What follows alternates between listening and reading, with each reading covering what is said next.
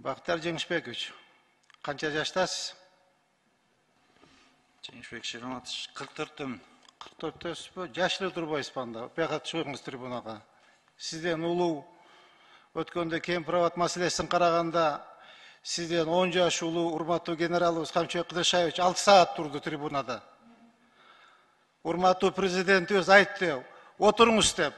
Жок, мен элдин алдында, депутаттардын алдында туруп турам деп, 6 саат туруп турду. Сиз эмне жарым саат тура албайсызбы? Бала экенсиз. Уруксат бергенден отурдум. Уруксат берсе айтпайсызбы? Мен жашпын, бу жакта депутат алдында уят туруп турайын деп. Урматтуу Бактар Жеңишбекович, сиз канча айлык аласыз? Канча айлык аласыз майына? 50 000 тегерегинде. 50 000 тегерегинде. Соцфондко канча төлөйсүз? Анын 10%-ын мен айлыгыман кармап калат. 5 000 сом.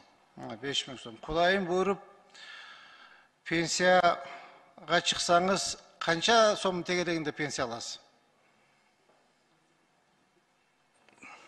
Аны эсептеп чыгыш керек, мен орточо эсеп менен.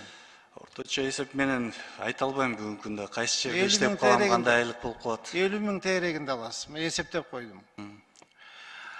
Урматтуу министр, сиздерде соцфонддо адилетсиз саясат жүрөт да. Адилетсиз. Себебин айтып берейин.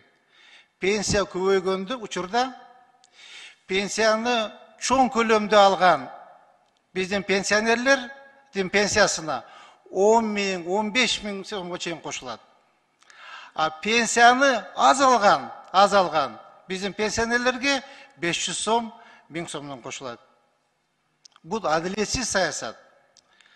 Жанагы чоң көлөмдө алган пенсия алган биздин пенсионерлер, алар баягы эле жанагы жылуу кабинетте отурган, жумшак креслодо отурган биздин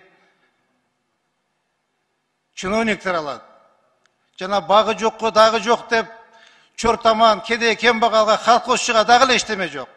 Алар 500 сом, 1000 сомдон кошулат. Ошону бир адилеттүү караганга бир караса болобу? Кандай деп ойлойсуз? Мен жооп берип коеюнбу? Жооп бериңиз. Бул жерде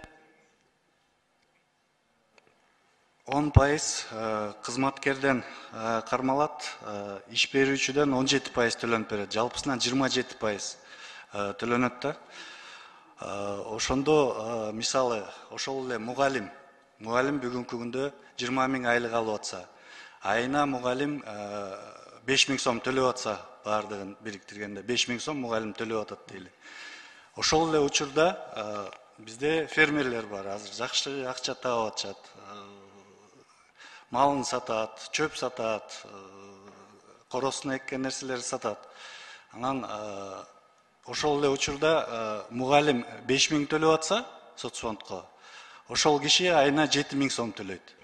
Анан эмне үчүн биз көбүрөөк пенсия алып аткан мугалимдин айлыгын көтөрбөшүбүз керек дейм да. Социальный принципти биз сакташыбыз керек. Ким көбүрөөк төлөсө, ошолордун көбүрөөк көтөрүшүбүз керек. Ким аз төлөсө, алардыкына аз кошулуш керек. Биз деген социальный защита эмеспиз, биз социальный фондбуз. Страховой принципти сакташыбыз керек.